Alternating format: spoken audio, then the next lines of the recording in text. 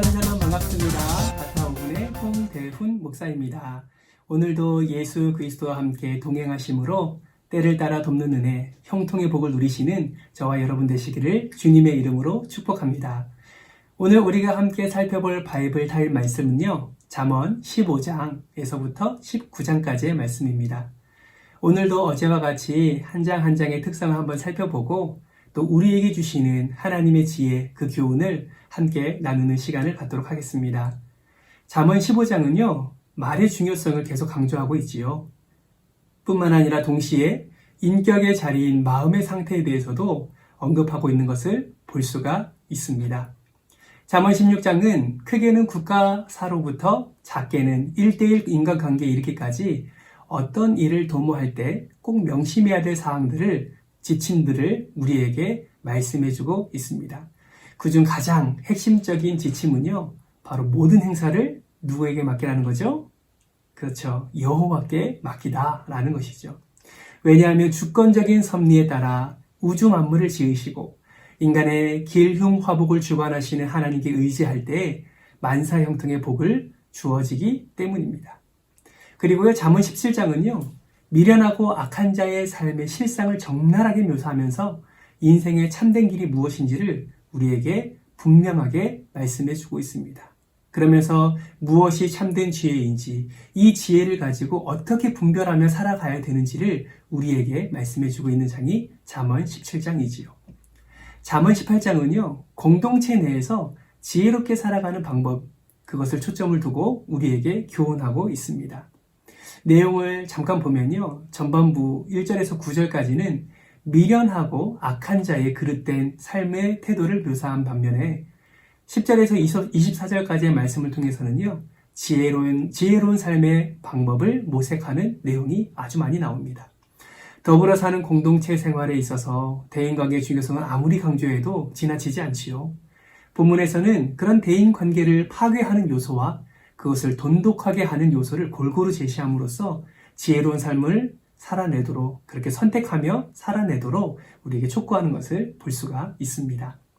마지막으로 잠언 19장은요, 일상생활 가운데서 드러나는 의인과 악인, 혹은 지혜로운 자와 어리석은 자의 차이점을 뚜렷하게 우리에게 보여주고 있습니다. 그리하여서 관용과 인자한 태도를 적극적으로 권장하고 있지요.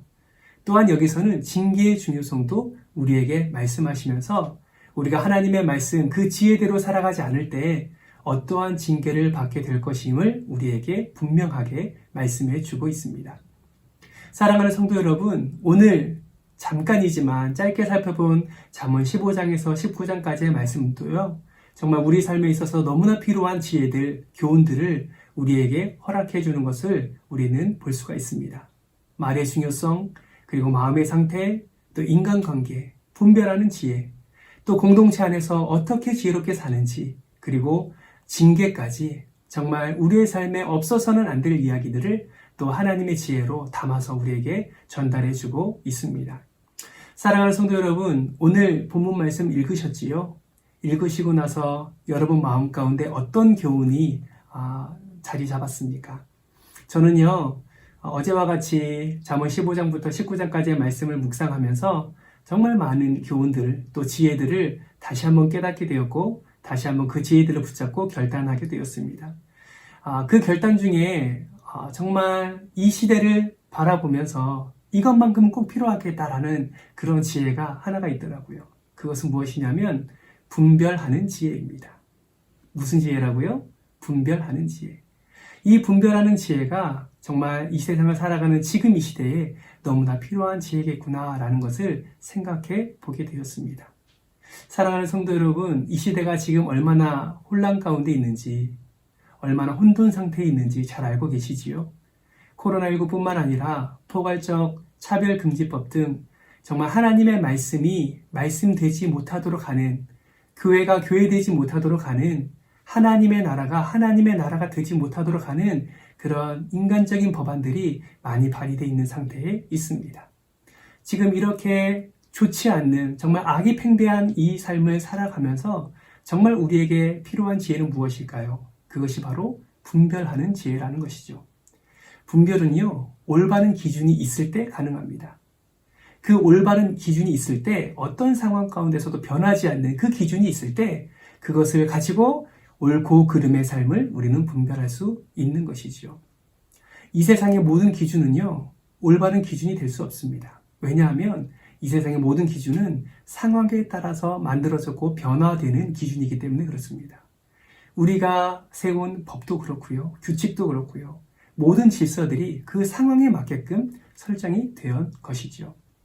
그런데요, 이 세상에서 찾아볼 수 없는 정말 올바른 기준, 절대적 기준이 하나가 있습니다. 그것이 무엇인지 아십니까? 그것이 바로 하나님의 말씀이라는 것이죠. 이 하나님의 말씀은 상황에 따라 변하지 않습니다. 이 하나님의 말씀은 어떠한 환경에 다가온다 할지라도, 어떠한 어려움이, 어떠한 문제가 있다 할지라도 절대로 변하지 않는 가장 올바르고 확실하고 선한 기준이다라는 것이죠. 사랑하는 성도 여러분, 이 기준이 여러분의 삶의 기준이 되기를 주님의 이름으로 축복합니다. 그리고 이 기준을 가지고 여러분의 삶을 분별하시기 바랍니다. 로마서 12장 2절 말씀은 이렇게 말씀하시죠.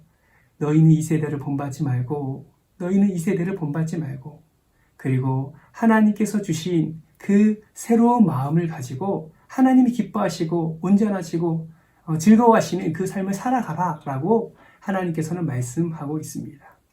지금이 분별할 때입니다. 지금 우리가 악한 것을 보았을 때 우리가 입을 다물고 우리 행동을 다무는 것이 아니라 정말 이 분별의 기준이 분명히 있다면 이 분별의 기준을 우리의 삶 가운데 적용해서 정말 하나님의 말씀이, 진리된 말씀이 우리의 삶 가운데 기준이 될 수 있도록, 뿐만 아니라 이 기준이 그들의 기준이 될 수 있도록 우리는 그렇게 살아내야 된다라는 것이죠. 사랑하는 성도 여러분, 이미 여러분의 마음 가운데 말씀이 있는 줄 믿습니다. 그렇다면 오늘 하루 그 말씀 여러분의 마음에만 담아두지 마시고 한번 표현해 주십시오. 악한 것은 악한 것이다. 표현해 주십시오. 그릇된 것은 그릇된 것이다. 표현해 보십시오.